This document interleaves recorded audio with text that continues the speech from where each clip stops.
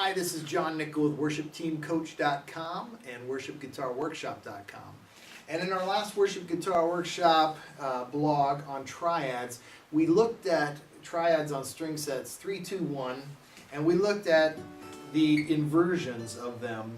And frankly, it was a little confusing. It's a little hard to get it figured out. Once you learn it, it's a great little trick. You can do some good stuff with it. But let me show you something that's actually easier. And it's based off of one chord that we already know, and that's the D chord. That is one of our triad shapes. It's the second inversion with the fifth in the bass, so it's fifth, root third, A, D, F sharp. And we use this shape in conjunction with the sus shape, the tension or the suspension of the fourth there. And then we also use the sus2. Alright, so those are the only three chords that we're going to use. A little free falling action there.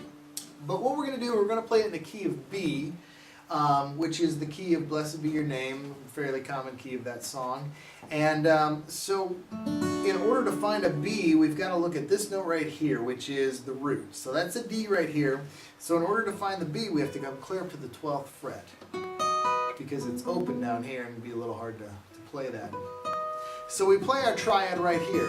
And since we don't have the open string, we can't just lift up our second finger for the sus2.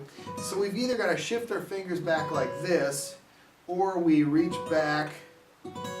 And this will probably be a smoother transition to do it like this, because you've got this anchor finger kind of holding you there, versus doing a wholesale change.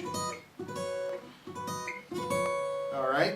And then simply the sus4 is really easy. Now let me demonstrate what you can do here. These are the chords to Blessed Be Your Name.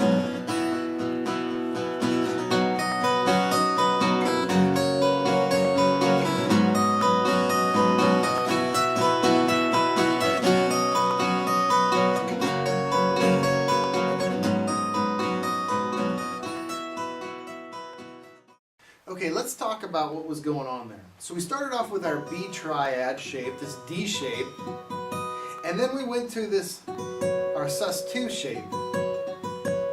And then we went back to the D shape, and then we went to our sus4 shape. Now why does that work over these changes? Well, let's talk about this. So our first chord is a B.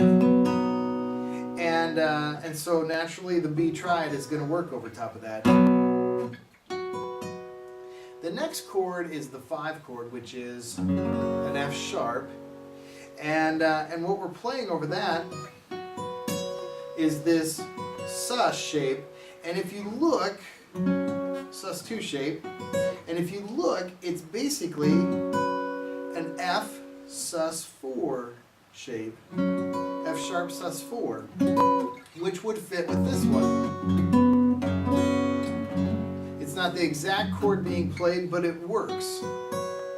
Alright? So we got root, we got the 5 chord, we got the 1 chord, we got the 5 chord, and then we go back to this chord, and back to this triad, and while we're playing in a G sharp minor, and so how does that fit?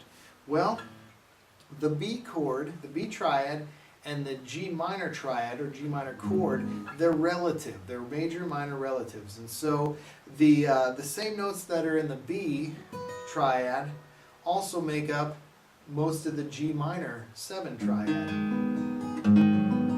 And so these three notes work over top this chord.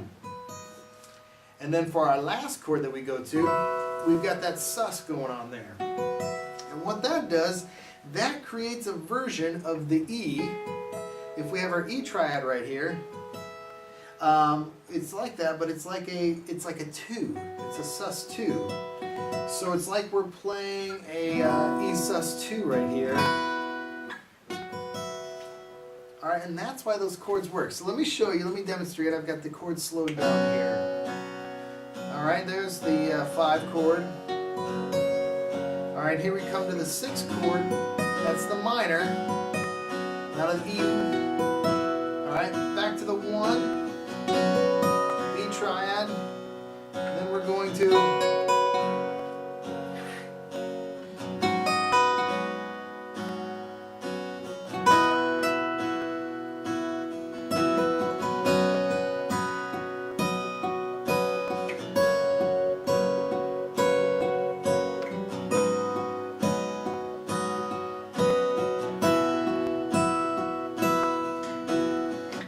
Alright, see how that works? So these chords work great. Now, you can just imagine what you can do with these things, and you've got electric guitar, you put some delay on it, and you've got kind of a U2-ish kind of thing going.